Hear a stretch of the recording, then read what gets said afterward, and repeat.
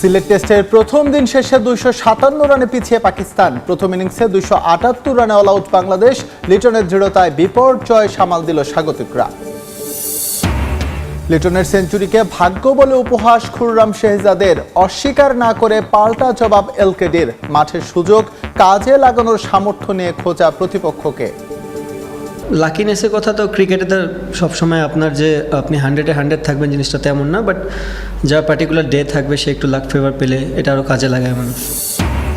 Bangladesh cricket board নির্বাচনের তফসিল ঘোষণা। ভোট গ্রহণ 7 জুন। কাউন্সিলর তালিকা চূড়ান্ত। ভোটার তালিকা প্রকাশ 19 মে। থাকছে ই ভোটের সুবিধা। ঘরের মাঠে অস্ট্রেলিয়া বধের পরিকল্পনা শুরু বিসিবির। দল নির্বাচনে প্রাধান্য পাবে পাকিস্তান সিরিজ। সুযোগ পাবেন অমিত হাসান, জানালেন প্রধান নির্বাচক সুমন। শুরুতে বাংলাদেশ পাকিস্তান টেস্ট সিরিজ প্রসঙ্গ। সিলেট টেস্টে লিটন দাসের দৃঢ়তায় ভালো অবস্থানের প্রথম দিন শেষ করল বাংলাদেশ। 278 রানে অল আউট টাইগাররা। ক্যারিয়ারের ষষ্ঠ সেঞ্চুরি পেয়েছেন লিটন। কোনো উইকেট না হারিয়ে 21 রান পাকিস্তানের। সিলেট থেকে নওশাদ আহমেদের ক্যামেরায় বিস্তারিত জানাচ্ছেন তামিম হোসেন।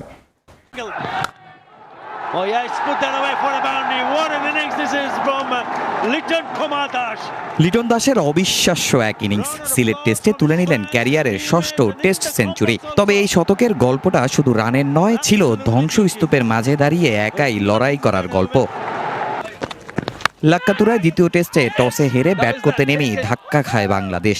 ইনিংসের দ্বিতীয় বলেই ফেরেন মাহমুদুল হাসান জয়। এরপর অভিষেক টেস্টে কিছুটা প্রতিরোধ গড়েন তানজিদ হাসান তামিম। মুমিনুল হককে নিয়ে যোগ করেন 44 রান। তবে ইনিংস বড় করতে পারেননি তরুণ ওপেনার। 26 রান করে বিদায় নেন আব্বাসের শিকার হয়ে।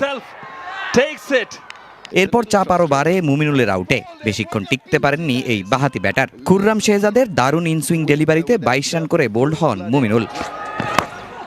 শান্ত মুশফিকের ব্যাটে কিছুটা আশার আলো দেখছিল বাংলাদেশ। তবে লাঞ্চের পর বদলে যায় দৃশ্যপট। 29 রান করে ফেরেন অধিনায়ক শান্ত, আর মুশফিক ফিরে যান 23 রানে। মাত্র 4 রান করেই সাজগরের পথ ধরেন দলের একমাত্র অলরাউন্ডার মেহেদী হাসান মিরাজ। 116 রানে 6 উইকেট হারিয়ে ধুঁকতে থাকে বাংলাদেশ। ঠিক তখনই শুরু হয় লিটনের প্রতিরোধ। তাইজুল ইসলামকে নিয়ে গুরুত্বপূর্ণ জুটি গড়েন এই উইকেট কিপার ব্যাটার। পাকিস্তানি বোলারদের বিপক্ষে ধৈর্য আর দায়িত্বশীল ব্যাটিংয়ে তুলে নেন টেস্ট ক্যারিয়ারের 20তম 50। তাইজুল আউট হওয়ার পরও একাই লড়াই চালিয়ে যান লিটন। তাসকিন দ্রুত ফিরল, লম্বা সময় সঙ্গ দেন শরীফুল ইসলাম। এরপরই আরও আগ্রাসী হয়ে ওঠেন এলকেডি। পাহাড় সমান চাপ সামলে প্রায় 6 মাস পর তুলে নেন টেস্ট সেঞ্চুরি। পরে নামের পাশে আরও 26 রান যোগ করে হাসান আলীর বলে ফেরেন তিনি। লিটনের 126 রানের ইনিংসে ভর করে 278 রানে অল আউট হয় বাংলাদেশ। দিনের শেষ ভাগে সুযোগ পেয়েও বল হাতে খুব একটা সুবিধা করতে পারেননি টাইগাররা। প্রথম দিন শেষে পাকিস্তানের সংগ্রহ বিনা উইকেটে 21 রান। লাক্কাতুরা টেস্টের প্রথম দিনের গল্পটা একাই লিখলেন লিটন কুমার দাস। টপ অর্ডার ব্যর্থ, মিডল অর্ডার ধস। সেখান থেকে লিটনের সেঞ্চুরি বাংলাদেশকে লড়াইয়ে রেখেছে। দ্বিতীয় দিনের দায়িত্ব এখন বোলারদের কাঁধে। দেখার বিষয় পাকিস্তানি ব্যাটারদের কতটা চ্যালেঞ্জের মুখে ফেলতে পারেন নাহিদ, শরীফুলরা। সিলেটে চরম চাপের মুখে দাঁড়িয়ে আবারও একটি দুর্দান্ত সেঞ্চুরি উপহার দিলেন লিটন কুমার দাস। তবে তার এই দুর্দান্ত ইনিংসটিকে কেবলই ভাগ্য বলে আখ্যা দিয়েছেন পাকিস্তানি পেসার খুররাম শেহজাদ। যদিও এই স্লেজিং আর ভাগ্য বিতর্ককে মাঠের বাইরে 1 ফুৎকারে উড়িয়ে দিলেন লিটন। তার স্পষ্ট কথা, ক্রিকেটে টিকে থাকতে মাঝে মাঝে ভাগ্যের সহায়তা লাগেই, তবে আসল কৃতিত্ব তা মাঠে কাজে লাগানোর সামর্থ্যে। সিলেট আন্তর্জাতিক ক্রিকেট স্টেডিয়ামে তখন চরম বিপর্যয়। চারপাশ থেকে ধেয়ে আসছিল একের পর এক উইকেট পতনের ধাক্কা। ঠিক তখনই দলের ত্রাতা হয়ে দাঁড়িয়ে যান লিটন দাস। ধ্বংসস্তূপের উপর দাঁড়িয়ে খেলেন খাদের কিনারা থেকে দলকে টেনে তোলা এক অনবদ্য ইনিংস। চাপের মুখে লিটনের এমন শান্ত আর মাস্টার ক্লাস ব্যাটিং যখন প্রশংসায় ভাসছে, ঠিক তখনই এতে কিছুটা রং চড়াতে চাইলেন পাকিস্তানি পেসার খুররাম শেহজাদ। তার দাবি, লিটনের এই ইনিংসে নাকি বড় হাত ছিল ভাগ্যের। लिटन दास आउट थे लेकिन लेट हो गए। अगर वो आउट कर लेते तो बिल्कुल टोटली रिजल्ट चेंज होने थे। बहुत ही लकी खेल गए हैं वो, 2 चांस मिले उनको। মাঠের সেই স্লেজিং আর বিতর্ককে অবশ্য বিন্দু মাত্র গায়ে মাখেননি এলকেডি। উল্টো সংবাদ সম্মেলনে এসে খুররামের সেই মন্তব্যকে এক লাইনে শান্ত এবং উদাসীনভাবে মেনে নিয়ে মনে করিয়ে দিলেন ক্রিকেটের এক চিরন্তন সত্য।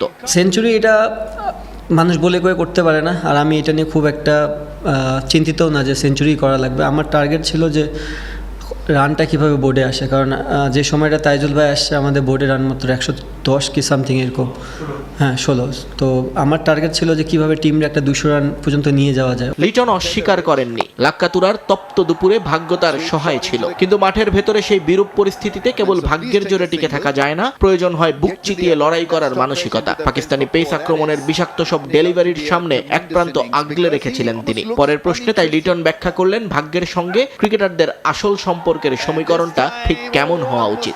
আমার কাছে মনে হয় না খুব একটা ইজি ছিল, আউটফিল্ড অনেক স্লো।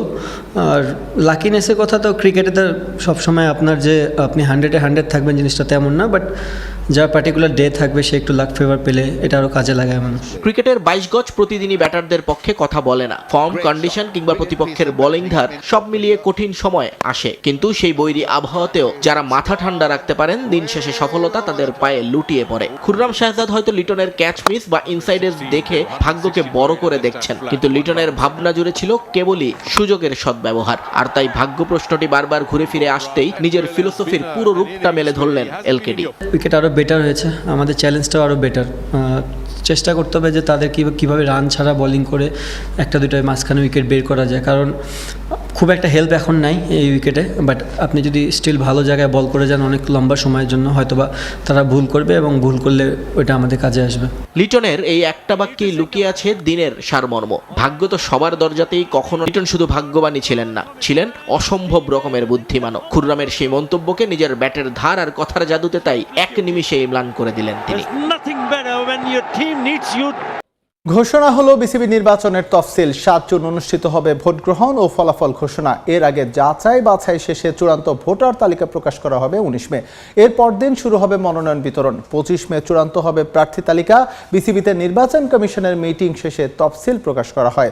একই দিন চূড়ান্ত হয়েছে বিসিবির কাউন্সিলর তালিকাও। এদিকে বুলবুলের বোর্ড ভেঙে দেয়াকে অবৈধ দাবি করে আদালতে রিট করেছেন গেল বোর্ডের বেশ কয়েকজন পরিচালক।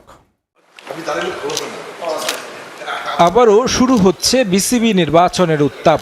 আমিনুল ইসলাম বুলবুলের বোর্ড ভেঙে দেওয়ার পর অ্যাডহক কমিটিকে দায়িত্ব দেওয়া হয় স্বচ্ছ নির্বাচন আয়োজনের। তামিম ইকবাল দায়িত্ব নিয়ে বোর্ডের নিয়মিত কার্যক্রম পরিচালনার সঙ্গে নির্বাচন আয়োজনের প্রক্রিয়া এগিয়ে নিয়েছেন, যা দৃশ্যমান হয় 14 মে 3 সদস্যের নির্বাচন কমিশন গঠনের মধ্য দিয়ে। কমিশনও শুরু করে দিয়েছে নির্বাচনী প্রক্রিয়া। তফসিল ঘোষণার মধ্য দিয়ে নির্বাচনের দিকে এগুচ্ছে বিসিবি। 17 মে প্রকাশ করা হবে খসড়া ভোটার তালিকা। সেই তালিকার উপর আপত্তি গ্রহণ করা হবে 18 মে। একদিন পরই হবে আপত্তির উপর শুনানি। একই দিন শুনানি শেষে প্রকাশ করা হবে চূড়ান্ত ভোটার তালিকা। 20 থেকে 22 মে হবে মনোনয়নপত্র বিতরণ ও দাখিল। 23 মে মনোনয়নপত্র যাচাই বাছাই শেষে প্রকাশ করা হবে চূড়ান্ত প্রার্থী তালিকা। 24 মে মনোনয়নপত্রের আপত্তির উপর শুনানি।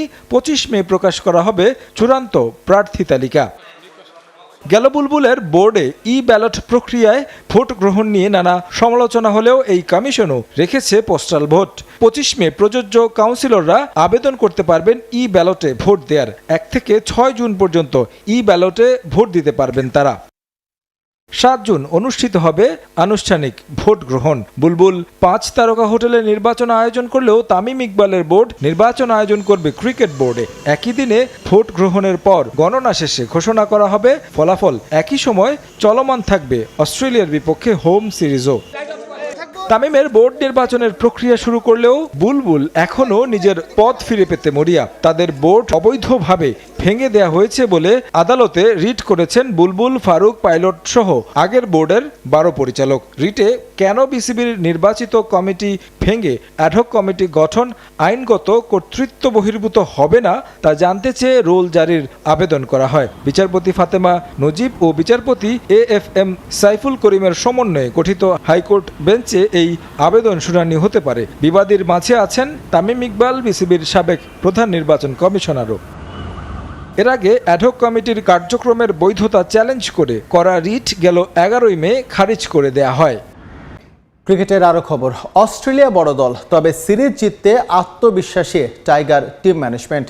ঘরের মাঠ আর সাদা বলে ধারাবাহিকতার চাপে নেই বাংলাদেশ, এমনটাই জানিয়েছেন প্রধান নির্বাচক হাবিবুল বাশার। টেস্টে পাকিস্তান সিরিজের পারফরমেন্স গুরুত্ব পাবে অগাস্টের অস্ট্রেলিয়া সফরের দল নির্বাচনে। স্কোয়াডে রাখা হতে পারে অভিষেকের অপেক্ষায় থাকা অমিত হাসানকে। সিলেট থেকে তামিম হোসেনের আরও একটি প্রতিবেদন, ছবি তুলেছেন নৌশাদ আহমেদ।